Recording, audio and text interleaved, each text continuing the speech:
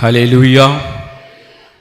இவ்வளோதான் சொல்ல முடியுமான்னு தெரியல.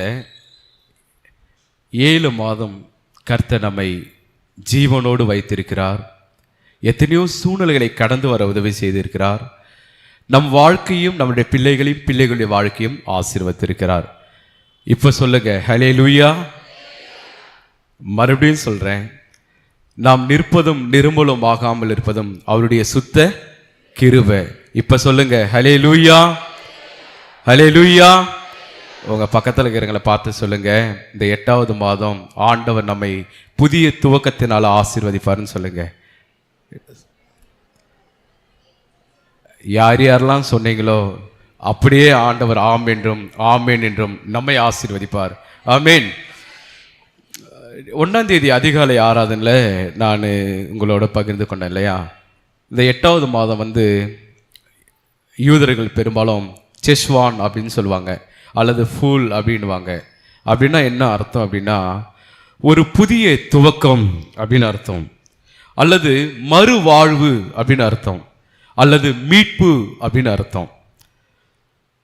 எதெல்லாம் ஆண்டவர் நம்மை மீட்டு எடுக்க வேண்டுமோ இந்த மாதத்தில் நம்மளுடைய விசுவாசத்துக்கு ஏற்றவனமாய் நம்மை அவர் மீட்டெடுப்பார். ஆமேன். எதெல்லாம் நமக்கு ஒரு புதிய துவக்கங்கள் வேண்டுமோ அவர் அப்படியே ஆமேன் என்றும் செய்வார்.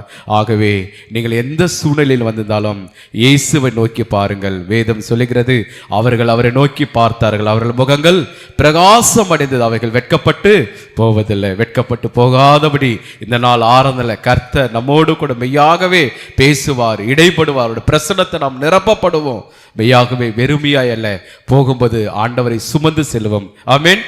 நம் யாவருக்கும் தெரிந்த பாடல், மான்கள் நீரோடை வாஞ்சித்து கதறுவது போல் தேவனே என் ஆத்துமா உம்மை வாஞ்சித்து கதறுகிறது என்று சொல்லி பாடுவோமா?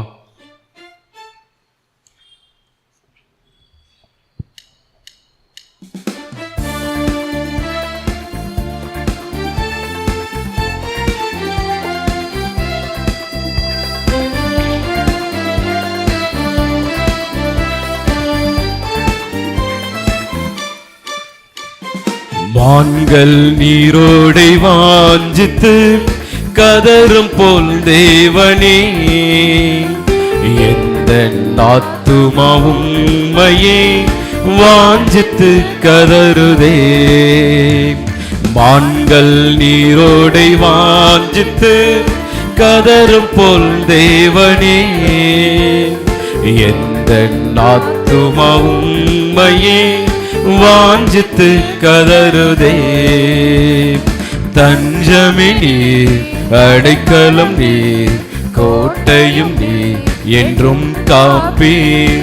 தஞ்சமே நீர், அடைக்கலம் நீர், கோட்டையும் நீர் என்றும் காப்பீர். மான்கள் நீரோடை வாஞ்சித்து கதறும் போல் தேவனே எந்த ஆத்துமாவும் உம்மையே வாஞ்சித்து கதறுதே.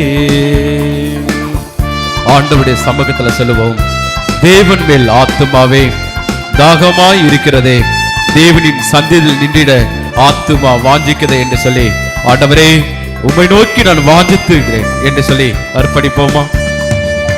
தேவன் மேல் ஆத்துமாவே தாகமாயிருக்கிறதே, தேவன் மேல் ஆத்துமாவே தாகமாயிருக்கிறதே. தேவனின் சந்நிதியில் நின்றிட ஆத்துமா வாஞ்சிக்குதே. தேவனின் சந்நிதியில் நின்று ஆத்துமா வாஞ்சிக்கு. தஞ்சமே தஞ்சமே நீர், அடைக்கலம் நீர், கோட்டையும் நீர் என்றும் காப்பீர். தஞ்சமே நீர், அடைக்கலம் நீர், கோட்டையும் நீர் என்றும் காப்பீர். மான்கள் நீரோடை வாஞ்சித்து கதறும் போல் தேவனே எந்த ஆத்துமாவும் உம்மையே வாஞ்சித்து கதறுதே.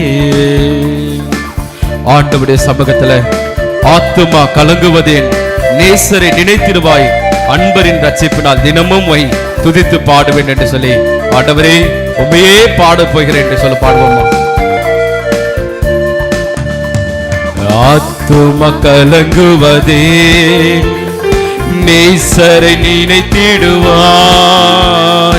ஆத்தும கலங்குவதே நேசரை நினைத்திடுவாய். அன்பரின் ரட்சிப்பினால் தினமும் துதித்து போற்றிடு. அன்பரின் ரட்சிப்பினால் தினமும் துதித்து போற்றிடுவோம். தஞ்சமே நீர், அடைக்கலம் நீர், கோட்டையும் நீர், என்றும் காப்பீர். தஞ்சமே நீர், அடைக்கலம் நீர், கோட்டையும் நீர், என்றும் காப்பீர். மான்கள் நீரோடை வாஞ்சித்து கதரும் போல் தேவனே, எந்த ஆத்துமாவும் உம்மையே வாஞ்சித்து கதறுதை சொல்லுங்க. மான்கள் நீரோடை வாஞ்சித்து கதரும் போல் தேவனே, எந்த ஆத்துமாவும் உம்மையே வாஞ்சித்து தஞ்சமே தஞ்சமே நீர், அடைக்கலம் நீர், கோட்டையும் நீர், என்றும் காப்பீர். தஞ்சமே நீர், அடைக்கலம் நீர், கோட்டையும் நீர், என்றும் கைண்டவர் முறை. தஞ்சமே நீர், கோட்டையும் நீர், என்றும் காப்பீர். தஞ்சமே நீர், அடைக்கலம் நீர், என்றும் மான்கள் நீரோடை வாஞ்சித்து கதரும் போல் தேவனே, எந்த ஆத்துமாவும் உம்மையே வாஞ்சித்து இன்னொரு முறை சொல்லலாமா? மான்கள் நீரோடை வாஞ்சித்து கதரும் போல் தேவனே, எந்த ஆத்துமாவும் உம்மையே வாஞ்சித்து தஞ்சமே தஞ்சமே நீர், அடைக்கலம் நீர், கோட்டையும் நீர், என்றும் காப்பீர். தஞ்சமே நீர், அடைக்கலம் நீர், கோட்டையும் நீர், என்றும் காப்பீர். அப்படி இருக்கிற இடங்களில முடிந்தவர்கள் எழுந்து நின்று ஒரு சில நிமிடம் ஆண்டவர் சமூகத்தில், ஆண்டவரே இந்த 8வது மாதம் என்ன நடக்க போகுதுன்னு எங்களுக்கு தெரியாது. காலங்கள் உம்முடைய கரத்தில் இருக்கிறது. எங்கள் வாழ்வை நீர் நடத்துகிறவராயிருக்கிறீர். எங்களுக்கு ஒரு நம்பிக்கை உண்டு சாமி. மானானது நீரோடையை வாஞ்சித்து கதறுவது போல இந்த கால வேளையில் ஆண்டவரே உம்மை நோக்கி நாங்கள் வாஞ்சித்து கதறுகிறோம் அப்பா. உம்மை நோக்கி நாங்கள் துதிக்கிறோம் சாமி. உம்மையே நாங்கள் ஆராதிக்கிறோம் அப்பா. இந்த உலகமும் உலகத்தின் மனிதர்களும் நாசில் சுவாசமுள்ள மனுஷனை நம்புவதை பார்க்கலாம். கர்த்தர் பேரில் பற்றுதலா இருப்பது நலம். ஆண்டவரே உம்மையே நாங்கள் ஆராதிக்கிறோம் அப்பா. மனுஷனை அல்ல, மனிதனுடைய முகத்தை அல்ல, உம்முடைய பாதத்தில் வந்து நாங்கள் நின்று ஆண்டவரே எங்களுடைய ஆத்மா உண்மையே நோக்கி பார்க்கிறது அப்பா. ஆண்டவருடைய சமூகத்தில் அப்படியே உண்மை நாங்கள் துதிக்கிறோம் சாமி.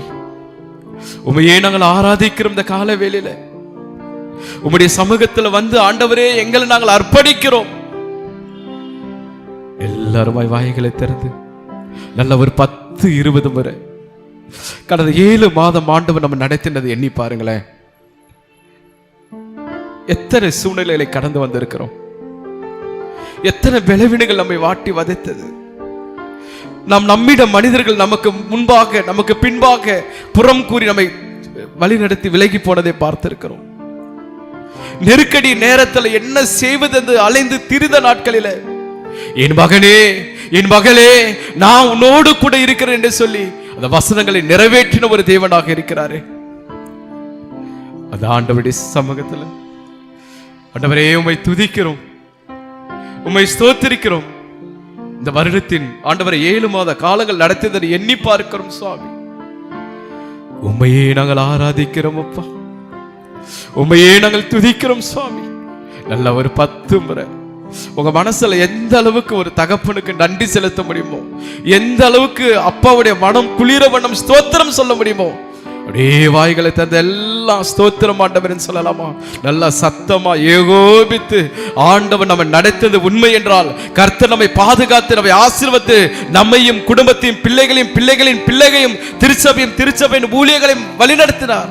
இவைகள் எல்லாவற்றையும் எண்ணி பார்த்து ஒரு 10 முறை ஆண்டவருக்கு ஸ்தோத்திரம் சொல்லலாமா? எல்லா வாய்களும் சொல்லலாமா? ஸ்தோத்திரம் ஆண்டவரே, ஸ்தோத்திரம் ஆண்டவரே, ஸ்தோத்திரம் ஆண்டவரே, ஸ்தோத்திரம் ஆண்டவரே, ஸ்தோத்திரம் ஆண்டவரே, ஸ்தோத்திரம் ஆண்டவரே. அப்பா உமக்கு ஸ்தோத்திரம், ஸ்தோத்திரம், ஸ்தோத்திரம், ஸ்தோத்திரம் அப்பா. ஆண்டவரே உம்மை நாங்கள் துதிக்கிறோம், துதிக்கிறோம், துதிக்கிறோம். நீ நல்லவரும் வல்லவரும் கிருபை உள்ளவரும் இரக்கம் உள்ளவரும் தயவு உள்ளவரும் நீடிய சாந்தம் இருந்தவரும் பொறுமை உள்ளவருமாய் எங்களை வழி நடத்தின அன்பு தகப்பனுடைய பாதத்துல உமக்கு நாங்கள் நன்றிகளை செலுத்துகிறோம் அப்பா. உமையே நாங்கள் ஆராதிக்கிறோம் ஆண்டவர், உமையே நாங்கள் துதிக்கிறோம் அப்பா. ஆண்டவருடைய சமூகத்துல ஆண்டவரே, எங்களுக்கு முன்பாக சவால் நிறைந்த இந்த மாதம் உண்டு. எங்களுக்கு முன்பாக ஆண்டவரே நாங்கள் என்ன செய்வது இந்த வழி பிதுங்கி கொண்டு இருக்கிறோம். ஆண்டவரே எங்களுக்கு முன்பாக ஆண்டவரே செங்கடலும் யோர்தானும் கோலியாத்தை போன்ற மனிதனுடைய சூழலும் நாங்கள் கடக்க வேண்டியதா இருக்கிறது. ஆண்டவருடைய சமூகத்துல சொல்லுங்க. அன்னைக்கு யோசபாத் சொன்னார்ல, ஆண்டவரே எனக்கு பலன் இல்லை சாமி, ஆண்டவரே நான் என்ன செய்வது என்று எனக்கு தெரியவில்லை, உம்மையே நோக்கி நாங்கள் பார்க்கிறோம் என்று சொன்னாரு. அப்படியே ஆண்டவருடைய சமூகத்தில் சொல்லலாமா? ஆண்டவரே எனக்கு பலன் இல்லையப்பா, ஆண்டவரே என்ன செய்வது எங்களுக்கு தெரியல சுவாமி, உம்மை நோக்கி நாங்கள் பார்க்கிறோம் ஆண்டவரே. எங்களை நடத்தும், எங்களை பலப்படுத்தும், எங்களை ஆசீர்வதியும், எங்கள் வாழ்க்கையில் ஒரு புதிய துவக்கம் இந்த மாதத்தின் ஆரம்பத்திலிருந்து தாரும் ஆண்டவரே. அப்படியே நம்மை நம்ம அர்ப்பணிப்போமா?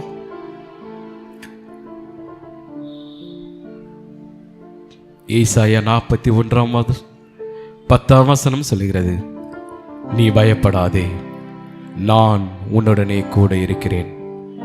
நீ பயப்படாதே, நான் உன்னுடனே கூட இருக்கிறேன் என்று சொன்னான். I will be with you always.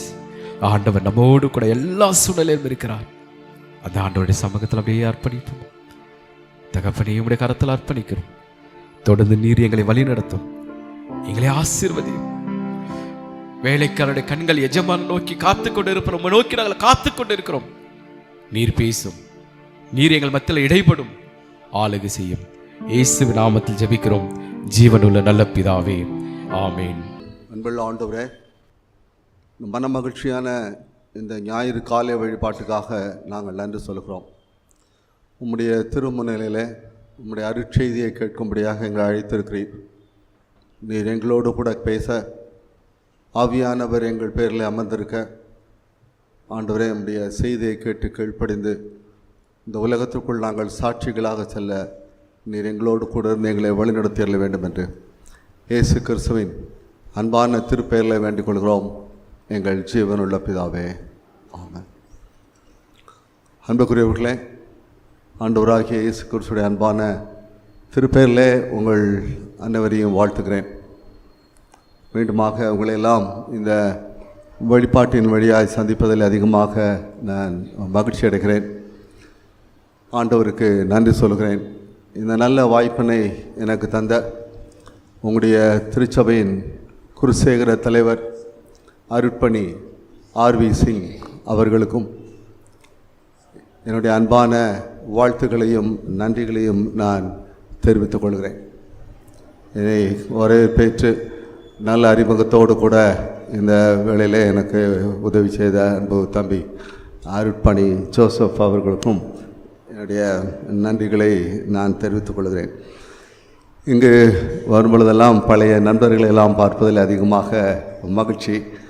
இந்த திருச்சபையினுடைய தொடக்க காலத்தில் தான் நான் இருந்திருக்கிறேன். ஏனென்றால் இந்த திருச்சபையை நிறுவி கட்டுவித்து இப்படிப்பட்ட ஒரு நல்ல ஒரு நிலையிலே கொண்டு வந்திருக்கிறார் என்னுடைய ஆத்ம நண்பர் அருட்பணி ஜேசி சகாயம் அவர்கள். எனவே இங்கு வரும்பொழுதெல்லாம் நான் அவரை அன்போடு கூட நினைவு கூர்ந்து ஆண்டவருக்கு நன்றி சொல்வதுண்டு. அன்புக்குரியவர்களே, கடந்த வாரத்தில் ஒரு கடுமையான சூழ்நிலைக்குள்ளாக திருச்சபையாய் விசுவாச குடும்பமாய் நீங்கள் கடந்து வந்திருப்பீர்கள். அருமையான சகோதரி மிஸ்ஸஸ் பெரகா அவருடைய மரணம், ஒருவேளை இந்த மரணம் ஏன் நிகழ்ந்தது என்று நாம் யாரும் கேட்க முடியாது, கேட்க இயலாது. அவருடைய நல்வாழ்வுக்காக ஆண்டவருக்கு நாம் நன்றி சொல்வோம். அருமை பெற்றோர், ஊழியர்கள், அவர்களுக்கு இறைவன் ஆற்றலை தரும்படியாக அந்த நிலை வாழ்வுக்குள்ளே கடந்து சென்றிருக்கின்ற அருமை சகோதரருடைய வாழ்வுக்கு அவர்கள் நன்றி சொல்லி வாழும்படியான அந்த கிருபைகளை பெற்றுக்கொள்ள அவர்களுக்காக நாம் தொடர்ந்து செபிப்போம். இந்த நாளில் நாம் சிந்திக்கும்படியாக நமக்கு கொடுத்திருக்கின்ற தென்னிந்திய திருச்சபையாய் கொடுத்திருக்கின்ற தலைப்பு அருட்பணி, மிஷன் சண்டே. அதனுடைய தொடர்ச்சியாய் கருணையுடன் செயல்படுதல். அந்த அருட்பணியுடைய தொடர்ச்சி கருணையுடன் செயல்படுதல், கம்பேஷன் இன் ஆக்ஷன். இந்த தலைப்பில் சிந்திக்கும்படியாக தென்னிந்திய திருச்சபை நம்மை அழைக்கின்றது. கடந்த 7 மாதங்கள் ஆண்டவர் நமக்கு போதுமானவராக இருந்தார். கடந்து வந்திருக்க நிலைகளை எல்லாம் 7 மாதங்கள் நாம் நோக்கி பார்க்கும் பொழுது எல்லா நிலைகளிலும் ஆண்டவர் போதுமானவர். எல்லா நிலைகளிலும் நாம் அவருக்கு ஸ்தோத்திரம் செலுத்தும்படியாக அழைக்கப்பட்டிருக்கிறோம். அதை சங்கீதக்காரன் அழகாக சொல்லுகின்றார், கர்த்தரை நான் எக்காலத்திலும் ஸ்தோத்திரிப்பேன். God is always good. அது நன்மையிலே, தீமையிலே, பலவீனத்திலே, பலத்திலே, மகிழ்ச்சியிலே, துன்பத்திலே, எல்லா நிலையிலும் God is good all the time. எனவே அப்படிப்பட்ட நன்றியோடு கூட இந்த புதிய மாதத்தின் தொடக்க நாட்களிலே நாம் அந்த விசுவாசத்தை பெற்றுக்கொண்டு செல்லும்படியாகவும் அழைக்கப்படுகிறோம். இந்த அருட்பணி என்பதை நாம் ஆங்கிலத்தில் மிஷன் என்று சொல்லுவோம். மிஷன், நாம் பொதுவாக இந்த மிஷன் சொல்லுக்கு கிறிஸ்தவர்களாக நாம் பழக்கப்பட்டிருக்கோம் இல்லையா? மிஷன் ஸ்கூலு, மிஷன் காம்பவுண்டு, இது மாதிரியான இந்த வார்த்தையோடு கூட நாம் அதிகமாக தொடர்புடையிருக்கோம். மிஷன் என்றால் அருட்பணி. எனவே இந்த அருட்பணி செய்கிறவர்களெல்லாம் நாம் அவர்களை மிஷனரிஸ் என்று அழைப்போம், அறிந்திருக்கிறோம். அது எந்த நிலைகளில் இருந்தாலும் 16ஆம் 17ஆம் நூற்றாண்டிலே வெளிநாடுகளிலிருந்து அமெரிக்கா, இங்கிலாந்து, ஜெர்மனி போன்ற நாடுகளில் வந்தவங்களும் அவங்களும் மிஷனரி தான். இன்றைக்கு நம்மாலே நாம் உதவி செய்கின்ற நம்மை சுற்றி கிராமங்களில் இருக்கின்ற பணிச்சவர்கள் அவர்களும் மிஷனரிகள் தான். வட மாநிலங்களிலே பல அருட்பணி இயக்கங்களின் மூலமாக செய்கிறவர்களும் மிஷனரிகள் தான். எனவே யாரெல்லாம் ஆண்டுடைய ஊழியத்தை செய்கிறார்களோ அவர்களெல்லாம் அருட்பணியாளர்கள், மிஷனரிகள், நீங்களும் நானும் உட்பட. ரோமன் கத்தோலிக்க திருச்சபையிலே அந்த சிஸ்டர்ஸை அவர்கள் அருட்சகோதரிகள் என்று அழைப்பார்கள். நாம் அறிந்திருக்கிறோம் அருட்சகோதரிகள். முன்பெல்லாம் குருவானவர்களை ஒருவேளை ரெவரண்ட் ஜோசப் என்று சொல்லும் பொழுது தமிழில் அருள் திரு என்று சொல்வோம், அருள் திரு. ஆனால் இன்றைய நாட்களிலே அதை அருட்பணி ஜோசப் என்று சொல்வார்கள். விதமாக அது மாறிவிட்டது. அருள் திரு அது ஒரு பெயருக்கு கொடுக்கப்படுற, ஒரு தனிநபருக்கு கொடுக்கின்ற ஒரு மரியாதை. ஆனால் அதை சற்றே மாற்றி அருட்பணி என்று சொல்லும்போது அந்த பணிக்கு கொடுக்கின்ற மரியாதை, பணிக்கு கொடுக்கின்ற முக்கியத்துவம். இந்த பணியை செய்கிறார், எனவே அவர் இவர். எனவே இந்த நாட்களில் அவ்விதமாய் அப்படிப்பட்ட சிந்தனையில் இன்றைக்கு நாம் நடத்தப்படுகிறோம். எனவே இந்த அருட்பணி எவ்விதமாகலாம், எவ்விதமான கோணங்களிலெல்லாம் நாம் பார்த்து சிந்திக்கும்படியாக நமக்கு அழகாக 2-3 திருமறை பகுதிகள் படிக்கும்படியாக நாம் கேட்டோம். அருட்பணி என்பதில் முதலாக நாம் இயேசுவை காட்டும்படியாக அழைக்கப்பட்டிருக்கோம். இந்த உலகத்திற்கு இயேசுவை அருட்பணியின் வழியாக காட்ட நாம் படிக்க கேட்ட இந்த ஏசாயா தீர்க்கதரிசியின் புஸ்தகம் 58ஆம் அதிகாரம். இந்த அதிகாரத்தை நாம் குறிப்பாக நாம் படிக்க கேட்ட பகுதி அல்ல, படிக்க கேட்ட பகுதிக்கு அடுத்த வசனம் நம்ம எல்லாருக்கும் ரொம்ப பிடிச்ச வசனம் தெரியுமா? நம்ம இல்லங்கள்லாம் வந்து அந்த வசனத்தை தொங்க விட்டுருப்போம். அதுலேயும் குறிப்பாக வந்து அந்த வசனத்துடைய பின்பகுதி என்ன பின்பகுதி? நீ பாய்ச்சலான தோட்டத்தை போலவும் வற்றாத நிறுத்தப்போ இல்லையா? we so love to have that song words. ரொம்ப பிடிச்சது நமக்கு. ஆனால் அதுக்கு முன்னால் இருக்கிறதெல்லாம் நமக்கு என்னன்னு படிக்கிறதுக்கு, அதை வாசிக்கிறதுக்கு, அதை தெரிந்து கொள்றதுக்கு அது நமக்கு ரொம்ப அதில் நாட்டம் இருக்காது. ஏன்னா நம்ம எப்பொழுதுமே நமக்கு கன்வீனியண்ட்டாக இருக்கிற வசனங்களை தான் நம்ம எடுத்துக்கொள்வோம். அதில் தான் இந்த 11வது வசனம். இந்த 11வது வசனத்துக்குரிய முன்பகுதி எல்லாம் தான் இன்றைய நாளின் அந்த சிந்தனைக்கு ஆதாரமாக எடுத்துக்கொள்ளப்பட்ட பகுதி. ஏசாயா 58 அது அந்த 10 வசனம், அதுக்கு முன்பதாக இருக்கிற 6 வசனத்திலிருந்து 10 வசனங்கள் முடிய இதுதான் இன்றைக்கு சிந்தனை. அதில் என்னென்ன கொடுக்குற அழுத்தம், இந்த 11வது வசனத்தை உங்களுக்கு பிடித்தமான வசனம், ஆசீர்வாதமான வசனம், வீட்டையெல்லாம் அலங்கரிக்கிற வசனம். இந்த வசனத்துடைய முன்னுரை என்ன எப்படின்னு பார்த்தீங்கன்னா தான், இதெல்லாம் செய்யும் பொழுதுதான் நீ நீர்ப்பாய்ச்சலான தோட்டத்தை போல இருப்பாய், வற்றாத நீருற்றை போல இருப்பாய். எப்போ இந்த காரியங்கள் எல்லாம் 6, 7, 8, 9, 10 இந்த வசனங்கள் எல்லாம் சொல்லும் பொழுதுதான். அப்போ தான் அதுக்கு முன்னாலேயே வந்து ஒரு 8வது வசனத்தில், அப்பொழுது விடியற்கால வெளுப்பை போல் உன் வெளிச்சம் எழும்பி உன் சுக வாழ்வு சீக்கிரத்தில் துளிர்த்து, இதெல்லாம் அதுக்கு முன்னாலே வருது. It's always a conditional blessing. அது ஒரு நிபந்தனையோடு கூடிய ஒரு ஆசீர்வாதம். அந்த 11வது வசனத்தின் நிறைவு பகுதி மாணவர்களே, அது நீங்கள் எப்பொழுதும் அது மனதில் வச்சுக்கோங்க. அது எடுத்த உடனே ஸ்ட்ரைட்டாக வந்து அப்படியே வற்றாத நீருற்று போலெல்லாம் நம்ம வந்து இருக்கும்படியாக ஏசாயா தீர்க்கன் நம்மை சொல்லவில்லை. மாறாக இதெல்லாம் செஞ்ச பிறகு தான் உனக்கு இந்த 8வது வசனத்தில் 11வது வசனத்தில் இருக்கிற ஆசீர்வாதம். ரைட். இப்போ இந்த பகுதியை ஏசாயா தீர்க்கன் வந்து எப்போ சொல்கிறாருன்னா,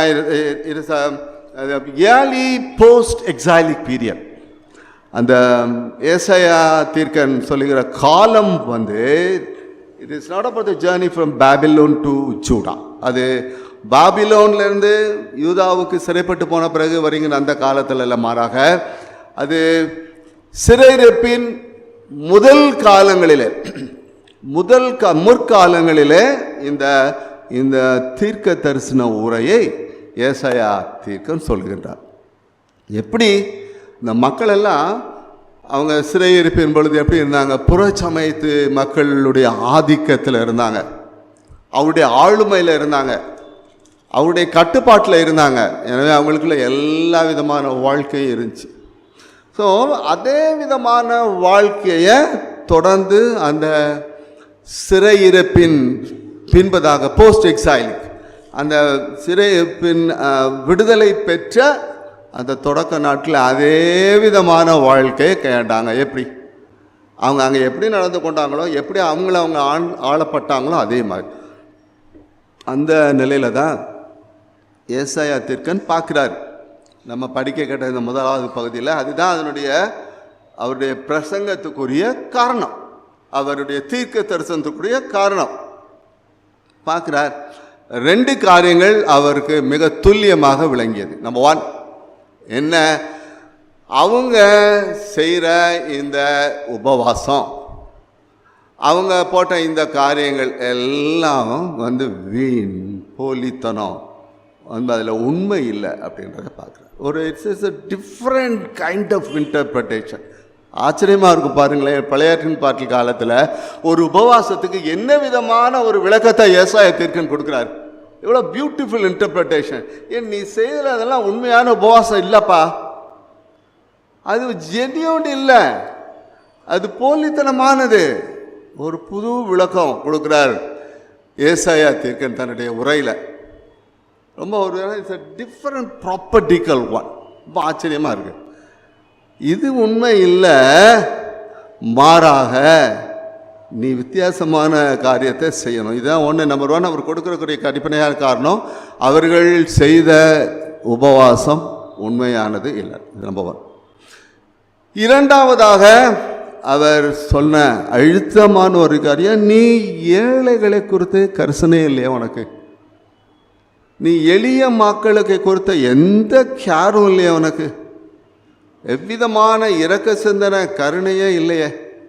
அதை நீ விட்டுட்டு நீ உபவாசம் சொல்லி கொண்டிருக்கேன். அதனால தான் இன்றைக்கி அந்த தமிழாக்கத்தில் கூட நான் ஒரு சின்ன ஒரு ஒரு ஒரு மாற்று காரியத்தை நான் சொல்ல விரும்பினேன். இந்த அருட்பணி கருணையுடன் செயல்படுதல் என்றால் என்பதை விட செயல்படுவதிலே கருணை, அதான் ரொம்ப அப்ராப்ரியேட் ஒன். செயல்படுவதில் கருணை. நம்ம செயல்பட்டால் தானே கருணையாக இருக்கமா, கோபமாக இருக்கமா, அது வேண்டாம் விருப்பா செய்கிறோமான்னு வரும். அந்த தமிழாக்கத்தை விட செயல்படுவதில் கருணை. அதுதான் தீர்க்கன் ஏசாயா சொல்கிறார், நீ இவ்விதமாய் போலியாக இருந்து கொண்டு உபவாசம் பண்ணுறேன் அப்படின்னு சொல்லிட்டு எளிய மக்கள், ஒடுக்கப்பட்ட மக்கள், விடுதலைக்காக ஏங்கி நிற்கிற மக்கள், இப்படிப்பட்ட மக்களுக்கெல்லாம் நீ ஒன்றும் செய்யலையே அப்படின்னு சொல்லி அவர் சொல்கிறாரோ. அப்படிப்பட்ட மக்களை நினைவு கூறும்படி நீ அழைக்கப்பட வேண்டுமே. ரொம்ப மகிழ்ச்சியாக இருந்துச்சு. நான் காலை ஆராதனையிலே சொன்னேன், ஒவ்வொரு 2வது ஞாயிற்றுக்கிழமையும் உங்களுடைய திருச்சபையில் ஆலய வழிபாட்டுக்கு நிறைவில் வெளியிலே நின்று எளிய மக்களுக்காக எடுக்கப்படுகிற காணிக்கை, அந்த காணிக்கையின் வழியாக நீங்கள் எளிய மக்களோடு கூட பல்வேறு நிலைகளில் சொல்லுகின்ற அடையாளங்கள், அந்த identity with the poor people, ரொம்ப ரொம்ப மகிழ்ச்சியான ஒரு காரியம். எந்த ஆலயங்களும் இல்லாத ஒன்று. எளிய மக்களுடைய திருமண காரியங்களில், கல்வி காரியங்களில், மருத்துவத்தில், இப்படி பல்வேறு நிலைகளில் உங்களுடைய அடையாளங்கள் இன்றைக்கு கேட்ட சிந்தித்து கொண்டிருக்கிற இந்த அருட்பணியினுடைய முழு அந்த நிறைவு உங்களோடு கூட, உங்களுடைய திருச்சபையோடு கூட இருக்கின்றால் அது மிகையாகாது. ஆண்டவருக்கு மாத்திரமே அந்த மகிமை. தொடர்ந்து திருச்சபையாக இப்படிப்பட்ட அடையாளத்தில் நீங்கள் வளருங்கள். இத்தனை ஆண்டுகள் வளர்ந்தது போல இந்த வழியாக மாத்திரமே இயேசுவை காட்ட முடியும். நம்பர் 1, அதாவது அருட்பணி இயேசுவை காட்டுகின்ற அருட்பணி. அன்னை தெரேசா, மதர் தெரேசாவை பற்றி அறிந்திருக்கிறோம் நம்ம இல்லையா? மதர் தெரேசா ஒரு முறை ஒரு பல ஆண்டுகளுக்கு முன்பதாக ஒரு ப்ரெஸ் மீட்டில் அவங்க சந்திக்கும் போது பலவிதமான கேள்விகள் தொடுக்கப்படுகின்றன அவர்களிடத்தில். அந்த கேள்விகளில் நீங்கள் எதுக்காக வந்தீங்க, என்ன பண்ணுறீங்க, ஏன் வெளிநாட்டை விட்டுட்டு வந்தீங்க, இந்தியா அவங்களுக்கு ரொம்ப பிடிச்சதா, இந்தியாவிலே இருந்துட்டீங்க, இப்படி பலவிதமான கேள்விகள். இப்படி பலவிதமான கேள்விகள் கேட்கப்படும் பொழுது கடைசியிலே அன்னை தெரேசா அவர்கள் அமைதியாக இருந்து அவர்கள் சொன்னார்களாம், நான் ஏன் இந்த நாட்டிலே தங்கிவிட்டேன் என்றார். கல்கத்தா மாநகர வீதிகளிலே கேட்பாரற்று அனாதைகளாக இருக்கின்ற அந்த குழந்தைகள், தாய் தகப்பன் இல்லாமல் நிராதரவாக விட்டு செல்லப்படுகின்ற குழந்தைகள், சாலையோரத்தில் வீசப்படுகின்ற குழந்தைகள், இவர்களுடைய முகத்தில் நான் இயேசுவை காண்கின்றேன். எனவே தான் நான் இந்த இந்தியாவிலே இருக்கின்றேன். அந்த எளிய பிஞ்சு பாலகருடைய முகங்களிலே நான் இயேசுவை காணுகின்றேன். அன்புக்குரியவர்களே, இயேசுவை அன்னை தெரேசா எப்படி காமிச்சார் பார்த்தீங்களா? எப்படி காமிச்சார்? இந்த நாளிலே அந்த அருட்பணியை குறித்து சிந்தித்து கொண்டிருக்கும் பொழுது நாம் எவ்விதமாய் நம்முடைய தனிப்பட்ட வாழ்வில், திருச்சபையாகிய கூட்டு வாழ்விலே நீங்கள் காண்பிக்கின்ற அந்த அருட்பணி மகத்தான ஒன்று. உங்களுடைய தனிப்பட்ட வாழ்வில் எவ்விதமாய் இயேசுவை காண்பிக்கும்படியாக நீங்களும் நானும் அழைக்கப்பட்டிருக்கோம். இன்றைக்கு 4 திருமறை பகுதிகள் தென்னிந்திய திருச்சபையின் இந்த நிகழ்வில் பழைய ஏற்பாடு நிருப பாடம், நற்செய்தி பகுதி மற்றொன்று சங்கீதம், திருப்பாடல்கள் முறையாக படிக்கின்றோம். இன்றைக்கு அந்த தென்னிந்திய திருச்சபையிலே குறிக்கப்பட்டிருக்கிற இன்றைக்கு படிக்க வேண்டிய அந்த முறையான திருப்பாடல் 82. அந்த 82ல் தாவீது அழகாக இந்த எளிய மக்களோடு கூட இருக்கின்ற அடையாளத்தை சொல்லுகிறார். நீதி சார்ந்த அந்த அடையாளம், அருட்பணி நீதி சார்ந்து இருக்க வேண்டிய ஒரு ஒரு நிலைப்பாடு, ஒரு அடையாளம். 2வதாக கடவுளை காண்பிப்பது எளிய மக்களோடு கூட நீதி சார்ந்து நிற்க வேண்டிய ஒன்று. தாவீது ராஜா எப்பொழுதுமே தன்னுடைய நிலைகளிலே அதிகமாக அடிக்கடி இந்த திருப்பாடல்களை சொல்லுவது கிருபை, சமாதானம், அதோடு கூட நீதி சார்ந்த ஒரு வாழ்வு. இந்த நீதி சார்ந்த வாழ்வில் அவர் சொல்லும் பொழுது அந்த சங்கீதம் 82 2, 3, 4 காரியங்களில் மூன்றாவது வசனத்தில் ஏழைக்கு திக்கற்ற பிள்ளைக்கும் நியாயம் செய்து சிறுமைப்பட்டவனுக்கும் திக்கற்றவனுக்கும் நீதி செய்யுங்கள். இங்கே அவர் சொல்லி கொண்டு வந்த காரியங்கள் எல்லாம் அவங்களுக்கு சோறு போடுங்க, ஆகாரம் போடுங்க, வஸ்திரம் கொடுங்க, அவங்க சிறையில் அடைக்கப்பட்டிருக்காங்க விசாரிங்க, இதெல்லாம் சொல்லலை. அவர் சொல்கிற இந்த பர்டிகுலர் இஷ்யூ நீதி சார்ந்த ஒரு நிலைப்பாடு. அப்படிப்பட்ட ஒரு நிலைப்பாடை நீங்கள் இதுதான் சங்கீதக்காரன் பார்க்கின்ற அருட்பணியுடைய மற்றொரு கோணம். நீதி சார்ந்த அந்த எளிய மக்களோடு கூட நிலைப்பாடு. we don't need to compromise. எளிய மக்களுடைய வாழ்வில் நீதி செய்யப்படும் பொழுது நமக்கு காம்ப்ரமைஸே இல்லை. சவுத் ஆப்பிரிக்கன் பிரசிடென்ட் நெல்சன் மண்டேலாவை குறித்து ஒரு வேளை நாம் கேள்விப்பட்டிருப்போம். நீண்ட காலமாக இஸ்ரேல் இருந்தவர். நீண்ட காலமாக அவர் சிறையிருப்புக்கு பின்பதாக அந்த நாட்டினுடைய அதிபதியானார். யாழும் அவர் சொல்லுகின்ற அவர் நல்ல ஒரு ஆட்சி புரிஞ்சார்.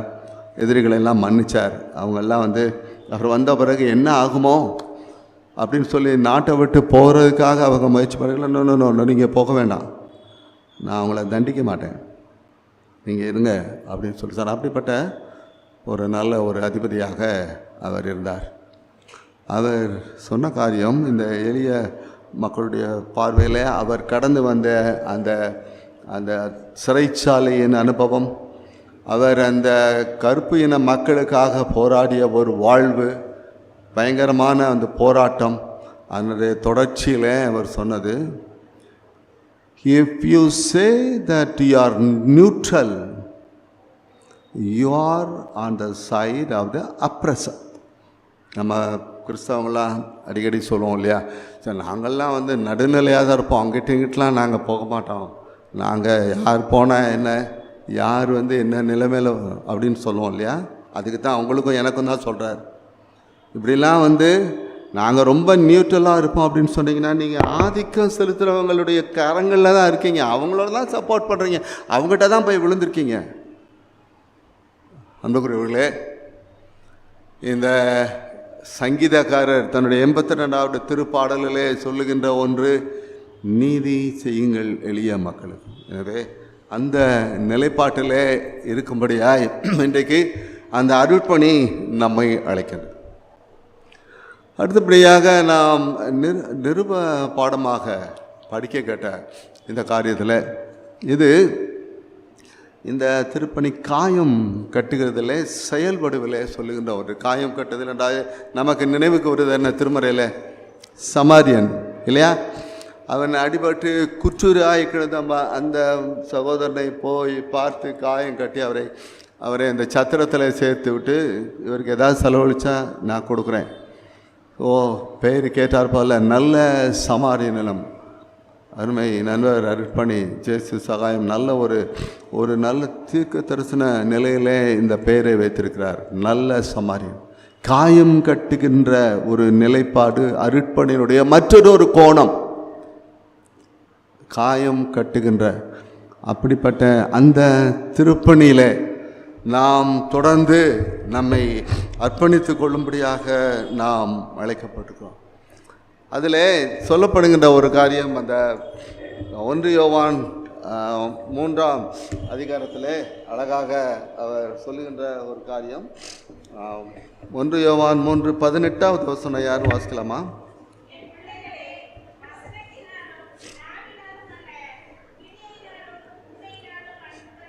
ரொம்ப ஸ்ட்ரைட்டாக வசனத்தினால, நாவினால இல்லை, கிரியையினால, உண்மையினால. You put it in action. அதுதான் கம்பேஷன் இன் ஆக்ஷன். நாவினால, வசனத்தினால. இங்கேருந்து நான் ஒரு அரை மணி நேரம் நின்று உங்களோட கூட பெருசாக பேசிட்டு அப்படிச்சா இங்கே எப்படி போது என்னுடைய வாழ்க்கையை அது பிரதிபலிக்கணுமே, நான் என்னுடைய அடையாளத்தை சரியாக காண்பிக்கணுமே.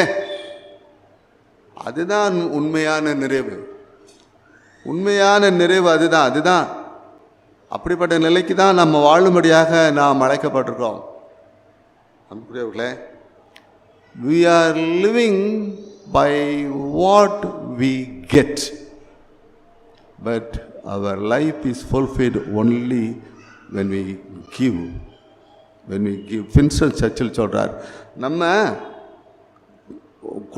பெறுவதன் மூலமாக நம்ம வாழ்கிறோம், ஆனால் நம்முடைய வாழ்க்கையினுடைய நிறைவு நம்முடைய கொடுப்பதில் தான் இருக்குது அப்படின்னு சொல்லி. அன்பானவர்களே, ஒருவேளை இந்த நிருபத்தில் சொல்லப்படுகின்ற அந்த யோவான் நிருபத்தில் சொன்ன வசனத்தினால நாக்கினாலெல்லாம் இல்லை, ஆக்ஷனில் உங்கள் செயல்பாட்டில் நீங்கள் காண்பிக்கும்படியாக அழைக்கப்படுகிறீர்கள். அப்படிப்பட்ட தனிப்பட்ட வாழ்வாக, தனிப்பட்ட திருச்சபையாக, ஒட்டுமொத்தமாய் நாம் இந்த அருட்பணியை நோக்கும்படியாக அழைக்கப்பட்டிருக்கோம். காயங்களை கட்டுகின்ற திருச்சபை, எளிய மக்களோடு கூட அடையாளப்படுத்துகின்ற திருச்சபை. ஒரு நல்ல ஒரு அறிஞர் ஒரு முறை சொல்லும் பொழுது அழகாக சொல்லுகிறார். லியோனா ராவன்ஹில் என்று அவர் சொல்லும் பொழுது, பழைய கால திருச்சபை old church was married to prison, poverty and persecution, but the today's church is married to prosperity, personality and popularity. அழகாக சொல்கிறார் ராமன்ஹில். என்னன்னு வழங்குதா, அந்த காலத்து திருச்சபைகளெல்லாம், தொடக்க கால திருச்சபையெல்லாம் உபத்திரவம், சிறைச்சாலை, கொடுமை. எதற்காக? இயேசு கிறிஸ்துவை ஏற்றுக்கொண்டதற்காக இப்படிப்பட்ட பாடுகளிலே இருந்த திருச்சபை. ஆனால் இன்றைக்கி திருச்சபை புகழுக்காக, வசதிக்காக, மேம்பாட்டுக்காக இன்றைக்கு இருக்கிறது அப்படின்னு சொல்லி அந்த அறிஞர் சொல்கிறார். அன்புக்குரியவர்களே, ஒருவேளை நம்முடைய அடையாளம் எப்படிப்பட்ட நிலையிலே இருக்கின்றது? நிறைவாக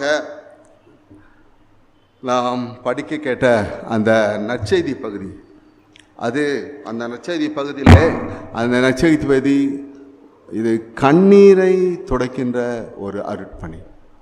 இந்த அருட்பணி கண்ணீரை துடைக்கின்றது. அந்த 9ஆம் அதிகாரம் மத்தேயு 9:35-38 வாசிக்கும். முதல்ல ஆண்டவராகிய இயேசு கிறிஸ்து அவர் என்ன சொல்கிறார்? இந்த ஜனங்கள் எல்லாத்தையும் பார்க்குறார். அவரை பார்த்து அவங்களுக்கு இத்தனைக்கும் நிறையா உதவி செய்கிறார், வியாதியை குணப்படுத்துகிறார். எல்லாத்தையும் பார்த்துட்டு அவர் சொல்கிறார், இவங்க சிதறுண்டு இருக்காங்க, இவங்க தேவர் ஆல் புரோக்கன், உடைக்கப்பட்டு இருக்காங்க என்று மனதுருகி, கம்பேஷனேட் மனதுருகி தான். அடுத்தபடியாக இவங்களுக்கு ஏதாவது மேய்ப்பர் வேணுமே,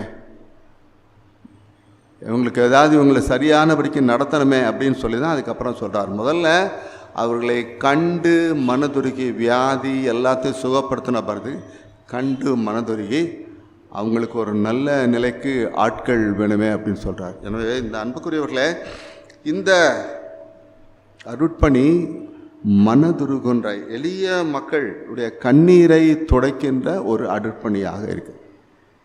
அப்படிப்பட்ட அருட்பணியை செய்யும்படியாக நாம் அழைக்கப்படுகிறோம். 2019ஆம் ஆண்டு ஏப்ரல் மாதம் ஒரு வேலை செய்தி, ஒரு வேலை படித்தவங்க ஞாபகத்தில் வச்சுருக்கலாம். ஒரு வேலை we all know அந்த டைமில் இருந்தது ரோமன் கத்தோலிக்க திருச்சபையில் Pope Francis. It was highly largest populated church in the world. முதல்ல ரோமன் கத்தோலிக்கலாம் அதிகமாக ஜனத்துக்கு எல்லா நாடுகளிலும் இருக்குது, அதிகமாக எல்லா நாடுகளிலும். அது 2019 அவர் தான் போப் பிரான்சிஸாக இருந்தார். அப்போ ஆஃப்ரிக்கன் கண்ட்ரியில் சவுத் சூடான் ஒரு தெரிஞ்சிருக்கோம். சவுத் சூடான், அந்த சவுத் சூடான் ரொம்ப பிரச்சனையாது. புரட்சி, அரசுக்கு எதிராக போராட்டக்காரர்கள், புரட்சியாளர்கள், ரிபல் லீடர்ஸு, அங்கே உள்நாட்டு போர், அதன் விளைவாக மக்களுடைய நிறைய பேருடைய இழப்பு, மரணம், அதன் வழியாக அந்த சின்ன பிள்ளைகள் ஆதரவில்லாத, பெற்றோர்கள் இல்லாத நிலையில் வளர்க்கப்படுறது, பலர் துரத்தி அடிக்கப்படுறது, அந்த பிள்ளைகள் பெற்றோர் இல்லாமல் வளர்ந்து கொண்ட காரியம். இதெல்லாம் உலக பெரிய வல்லரசு நாடுகள்லாம் பார்த்துட்ருக்கு, பெரிய பெரிய நாடுகள். ஆனால் இதில் அந்த ஏழை பிள்ளைகளுக்காய் பெற்றோரை இழந்த, இன்னுமா இழக்கக்கூடாத நிலையில் அந்த நாட்டை கொண்டு வரணும். அந்த சவுத் சூடான்ன்றது போப் பிரான்சிஸ்க்கு தான் பட்டுச்சு. போப் ஃப்ரான்சிஸ் வந்து அவங்களுடைய கண்ணீரெல்லாம் துடைக்கணும். So you made a trip to South Sudan. இதெல்லாம் நெட்டில் இன்டர்நெட்டில் வந்தது, எல்லாம் உலகளாவிய நிலையில் பார்த்துக்கிட்டு இருக்காங்க. 2019 ஏப்ரலில் அவருடைய வருகை அந்த சவுத் சூடானில் இருந்துச்சு. அப்போ அந்த சவுத் சூடானில் இருந்த அந்த 2 தரப்பு தலைவர்களையும் வர வைக்கிறார். அரசுக்கு எதிராக போரிட்ட அந்த புரட்சியாளர்களையும் வர வைக்கிறார். அவருக்கு வயது 85. உலகமே பார்த்து கொண்டிருக்கு. மிகப்பெரிய திருச்சபையினுடைய தலைவர். அவர் என்ன செஞ்சார் தெரியுமா? அந்த 2 தரப்பு தலைவர்களையும் வரவழைச்சு அவங்களுடைய கால்களில் விழுந்து முத்தம் கொடுத்தார். லிட்ரலாக இது ஹிஸ்ட்ரி. இது ஏதோ ஒரு இதுக்காக புனைப்பட்டு செயல்படுகள். It's history. இப்போ தான் 7 வருஷம் தான் ஆகுது, ரொம்பலாம் ஆகலை. 7 வருஷம்தான். அவங்க 2 பேருடைய கால்களையும் விழுந்து முத்தம் செஞ்சனா ஒய் அந்த மக்கள் இனிமேல் ரத்தம் சிந்தக்கூடாது, இனிமேல் கண்ணீர் விடக்கூடாது, இனிமேல் அந்த பிள்ளைகளுக்கு பெற்றோர் எல்லாமே இருக்கக்கூடாது. எனவே நீங்கள் சமாதானமாயிருங்கள். இதுதான் அருட்பணி. அருட்பணி என்பது நாம் நற்செய்தியை வெளியே சொல்வது அது மாத்திரமல்ல, இப்படி பல்வேறு கோணங்களை கொண்டதான் அருட்பணி. இந்த அருட்பணி செய்யும்படியாக தான் இன்றைக்கி நீங்களும் நான் அழைக்கப்பட்டிருக்கோம்.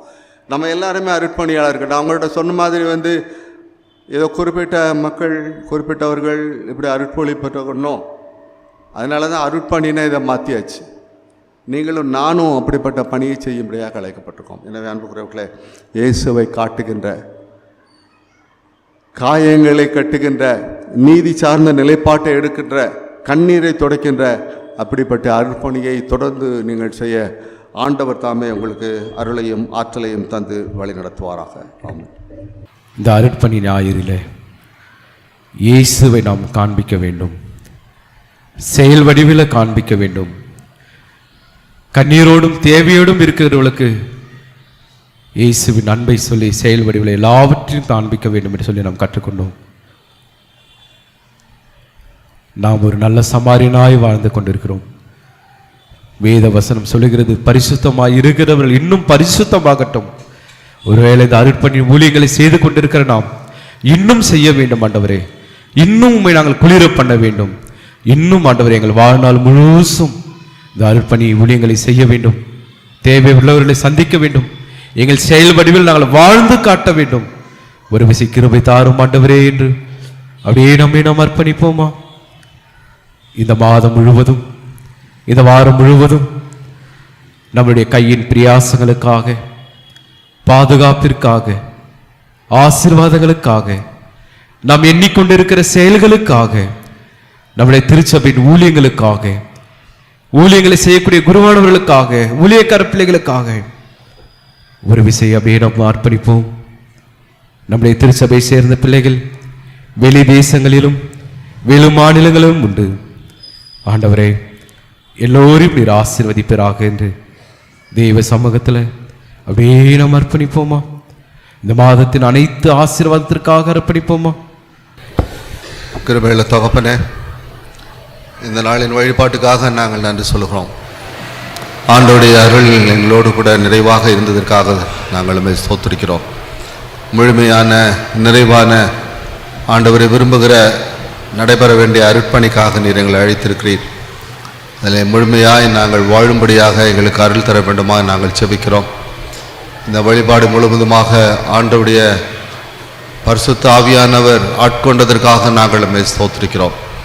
இவைகளெல்லாம் பெற்று நாங்கள் இந்த உலகத்திற்குள்ளே செல்லும் பொழுது இன்னும் ஆண்டவரே வலுவுள்ளவர்களாய், ஆற்றல் உள்ளவர்களாய், ஆவியானவருடைய அச்சடையாளங்களாம் தவிர்த்தவர்களாய் நாங்கள் தரித்து செல்லும்படியாக எங்களுக்கு அருள் தாரும். வந்திருக்கிற ஒவ்வொருவரையும் பேர் பேராய் ஆசீர்வதியும், குடும்பமாய் ஆசீர்வதியும், நாம மைமைத்து வாழ அருள் தாரும். இயேசு கிறிஸ்துவின் மூலம் வேண்டிக் கொள்கிறோம் எங்கள் ஜீவனுள்ள பிதாவே, ஆமென்.